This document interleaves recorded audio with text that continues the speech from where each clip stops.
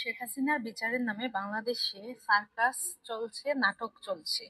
মানে বাংলাদেশের বিচার ব্যবস্থায় যে নগ্ন হস্তক্ষেপ হচ্ছে, সেটা কিন্তু বাংলাদেশের ইতিহাসে অতীতে কখনো হয়নি। এই যে আমরা দেখতে পাচ্ছি, আন্তর্জাতিক অপরাধ ট্রাইব্যুনালের যে চিফ প্রসিকিউটর তাজুল ইসলাম, যে 2013 সালে ছিল যুদ্ধাপরাধীদের আইনজীবী, সেই তাজুল ইসলাম বর্তমানে আন্তর্জাতিক অপরাধ ট্রাইব্যুনালের চিফ প্রসিকিউটর।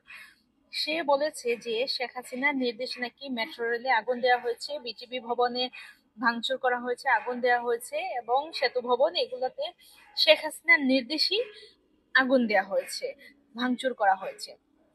আপনারা একটু তাজুল ইসলামের এই ভিডিওটা শুনেন। তাজুল ইসলাম কি বলেছে, তার বক্তব্যগুলো শুনেন। শেখ হাসিনার ফোনালাপের থেকে আরো জানা যায়, তার ষড়যন্ত্রমূলক পরিকল্পনায় দলীয় সশস্ত্র ক্যাডার বাহিনীর মাধ্যমে সেতু ভবন, বিটিভি ভবন, মেট্রো রেল স্টেশন সহ রাষ্ট্রীয় গুরুত্বপূর্ণ কিছু স্থাপনা কি পয়েন্ট ইনস্টলেশন অগ্নিসংযোগের মাধ্যমে পুড়িয়ে দিয়ে আন্দোলনকে ভিন্ন খাতে প্রবাহিত করার জন্য আন্দোলনরত ছাত্র জনতার উপর দায় চাপিয়ে দেওয়ার মাধ্যমে অন্যান্য অমানবিক আচরণ বা আদার ইনহিউম্যান অ্যাক্ট সংগঠন করেন। আপনারা নিশ্চয়ই তাজুল ইসলামের এই বক্তব্য শুনলেন। এবার আপনারা শুনেন যে 5 আগস্টের পর বিভিন্ন টকশোর মাধ্যমে, টিভি চ্যানেলের মধ্যে, এবং অনেকেই তাদের সোশ্যাল মিডিয়ার অ্যাকাউন্টগুলো ব্যবহার করে তারা কিভাবে স্বীকার করেছে যে তারা মেট্রো রেলে আগুন দিয়েছে, সেতু ভবনে আগুন দিয়েছে, মানুষ হত্যা করেছে, এবং তারা বলেছে যদি তারা এই পুলিশ হত্যা না করতো, মানুষ হত্যা না করতো, তাহলে নাকি তাদের সেই তথাকথিত বিপ্লব সফল হতো না। এবার সেই সমন্বয়ক হাসিবের বক্তব্য শুনেন। তারপর কিং সজল নামে একজন সমন্বয়ক, সে বলেছে সে সেতু ভবনে আগুন দিয়েছে, তার বক্তব্য শুনেন। অবশ্যই আমরা এটাকে বিপ্লব বলছি কিংবা গণঅভ্যুত্থান যাই বলেন না কেন, এটা কিন্তু কোনো সাংবিধানিক নিয়ম মেনে হয়নি, কোনো আইন মেনে হয়নি। আইন যদি মানতে যেতাম তাহলে কিন্তু এই বিপ্লবগুলো হতো না। যদি মেট্রো রেলে আগুন না দেওয়া হতো, যদি পুলিশদেরকে না মারা হতো, তাহলে এই বিপ্লবটা এত সহজেই অর্জিত হতো না, কিংবা ফ্যাসিবাদের পতন নিশ্চিত করা যেত না। আমি সেতু ভবনে ছাত্র আন্দোলনে মূল ভূমিকা রাখি। আমি সেতু ভবনে ওইখানে হামলাও চালাই, ওখানে লুটপাট চালাই না, হামলা চালাই। আমাদের পুলিশ যেহেতু হামলা করে, পুলিশ ভিতরে ঢুকার পরে আমি হামলা চালাই ওখানে আমি উপস্থিত ছিলাম, এবং আমার ফুটেজে RTV-তে আপনাদের দেখাই, ভিডিও দেখাই। আমি সেই সজল, আমি হাসিনার পতনের মূল ভূমিকায় সজল। আমি এই যে আমার ভিডিও, এই যে এটা হচ্ছে 71 টেলিভিশনের, এই যে আমি, আর এই যে RTV-তে সেতু ভবনের ফুটেজ, এই যে আমি, এই যে এটা আমি কিং সজল।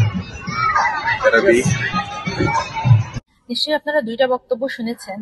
এবার আপনারাই নির্ধারণ করেন বাংলাদেশে এই বিচারের নামে যা হচ্ছে সেটা আসলে 2013 সালে যে যুদ্ধাপরাধীদের বিচার হয়েছিল আন্তর্জাতিক অপরাধ ট্রাইব্যুনালে, সেই আন্তর্জাতিক অপরাধ ট্রাইব্যুনালে যেভাবে যুদ্ধাপরাধীদের বিচারের রায় হয়েছে এবং পরবর্তীতে সেই রায় কার্যকর হয়েছে, সেটার প্রতিশোধ নিতেই এই যুদ্ধাপরাধীদের পক্ষের আইনজীবী তাজুল ইসলাম শেখ হাসিনার বিচার সেই ট্রাইব্যুনালেই করছে। কিন্তু এই বিষয়টা সবার জানা উচিত যে 2013 সালে যে যুদ্ধাপরাধীদের বিচার হয়েছে, সেই আন্তর্জাতিক অপরাধ ট্রাইব্যুনাল গঠন করা হয়েছে 1973 সালে। কারণ যারা 1971 সালে মানবতা বিরোধী অপরাধ করেছিল, তাদের শাস্তির জন্য, তাদের বিচারের জন্য বাংলাদেশের কোনো আদালত, কোনো আইন ছিল না।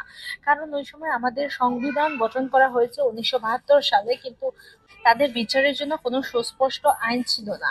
এর জন্য 1973 সালে এই যুদ্ধাপরাধীদের মানবতা বিরোধী অপরাধের জন্য আন্তর্জাতিক অপরাধ ট্রাইব্যুনাল গঠন করা হয়েছে, এবং সেই ট্রাইব্যুনালের কার্যপরিধি সম্পর্কেও স্পষ্ট বলা হয়েছে যে সেটা 1971 সালের সংঘটিত সকল মানবতা বিরোধী অপরাধের বিচার করা হবে। সেখানে কিন্তু কোথাও বলা হয়নি যে চলমান রাজনৈতিক বা ভবিষ্যৎ রাজনৈতিক বিষয় সেগুলোর বিচার করা হবে, এই ধরনের কোনো টার্ম নেই, এই ধরনের কোনো কার্যপরিধি নেই। সেখানে খুবই স্পেসিফিক করে বলা আছে যে শুধুমাত্র মানবতা বিরোধী যে অপরাধী, সেই অপরাধীর বিচার করা হবে, এবং সেটা আরো স্পেসিফিক করে বলা হয়েছে যে সেটা 1971 সালের যে মানবতা বিরোধী অপরাধী আছে তাদের বিচার করা হবে, যেটার জন্য 2013 সালে এই আন্তর্জাতিক অপরাধ ট্রাইব্যুনালের মাধ্যমে যুদ্ধাপরাধীদের এবং রাজাকারদের বিচার সংগঠিত হয়েছিল। কিন্তু কথা হচ্ছে এবং প্রশ্ন হচ্ছে যে এই মুহূর্তে এসে কেন শেখ হাসিনার বিচার সেই ট্রাইব্যুনালে করা হচ্ছে? কারণ আপনারা জানেন যে তাজুল ইসলাম বর্তমান যে চিফ প্রসিকিউটর, সে কিন্তু যুদ্ধাপরাধীদের পক্ষের আইনজীবী ছিল। সুতরাং যেহেতু সে 2013 সালে সে মামলা জিততে পারেনি এবং সে যাদের হয়ে লড়েছিল সেই সাইদি, নিজামী সবাইকে বিচারের আওতায় এনে তাদেরকে আসামি করা হয়েছে এবং তাদের বিচার নিশ্চিত করা হয়েছে। সেজন্যই এই তাজুল ইসলাম সেটার প্রতিশোধ নিতে এই মুহূর্তে এসে শেখ হাসিনার বিচার সেই একই ট্রাইব্যুনালে করছে।